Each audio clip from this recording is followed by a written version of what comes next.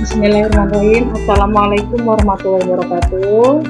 Perkenalkan, saya Leni Herawati dari Mansi Malungun. Hari ini saya akan membawakan materi mengenai virus.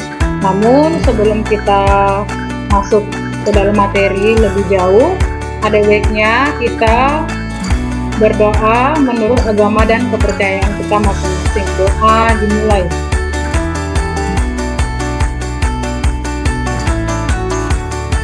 Doa selesai.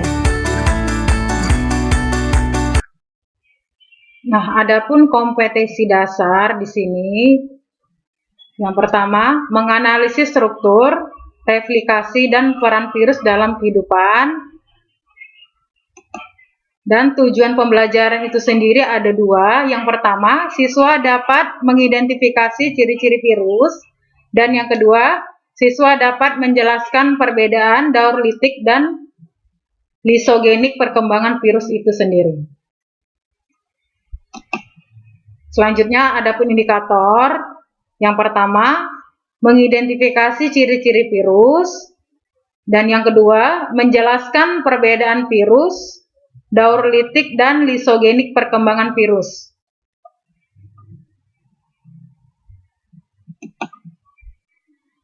Nah, materinya yang dimana sesuai dengan tujuan dan indikator yang ada. Di sini ada pun ciri-ciri umum dari virus. Yang pertama, virus hanya dapat hidup pada sel hidup atau bersifat parasit intraseluler. Dan ciri yang kedua, ukuran virus yang paling kecil memiliki diameter 20 nanomikro dengan jumlah gen 4. Dan ciri yang ketiga yaitu virus tidak memiliki enzim metabolisme dan tidak memiliki ribosom ataupun perangkat organel. Nah, ini adalah struktur virus secara umum, bisa kita lihat bersama-sama di depan ya. Bahwasannya struktur virus itu memiliki tiga bagian. Yang pertama yaitu kepala, yang kedua leher, dan yang ketiga ekor. Di mana pada bagian kepala terdapat kapsid dan asam nukleat atau DNA, dan bagian leher terdapat selubung ekor atau badan, dan yang bagian ekor ada serabut ekor, ada lempeng dasar, dan jarum penusuk. Inilah struktur virus secara umum. Nah, selanjutnya kita bahas mengenai perbedaan daur litik dan daur lisogenik. Bisa kita lihat bersama-sama.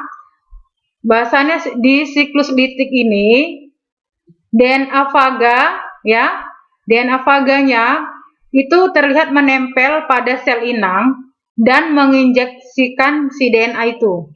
Nah, sementara setelah menempelnya dan menginjeksi DNA tadi itu, DNA faga itu terjadi sebuah melingkar. Nah, setelah dia masuk, dia melingkar lah, kan? Kemudian DNA faga baru dan protein disintesis dan disusun menjadi faga baru.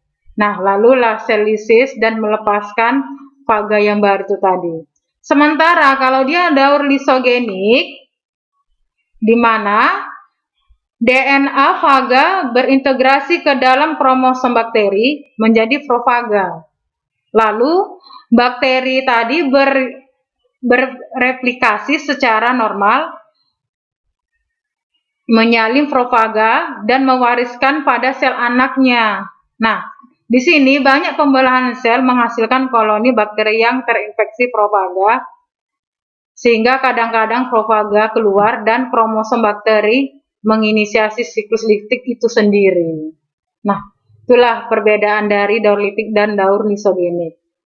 Nah, setelah kita memasuki materi, nah di sini ada pun evaluasi berupa soal esai, ada dua. Yang pertama, tuliskan penyakit-penyakit pada manusia yang disebabkan oleh virus. Dan yang kedua, bagaimana prinsip rekayasa genetika dalam pembuatan vaksin. Nah, selanjutnya, adapun kesimpulan dari materi hari ini, yang sama-sama kita ketahui bahwasannya virus adalah parasit berukuran mikroskopik yang menginfeksi sel organisme biologis.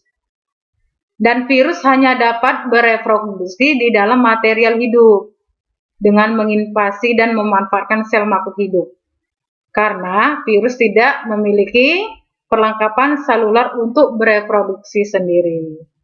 Nah, demikianlah materi yang saya bawakan pada pagi hari ini.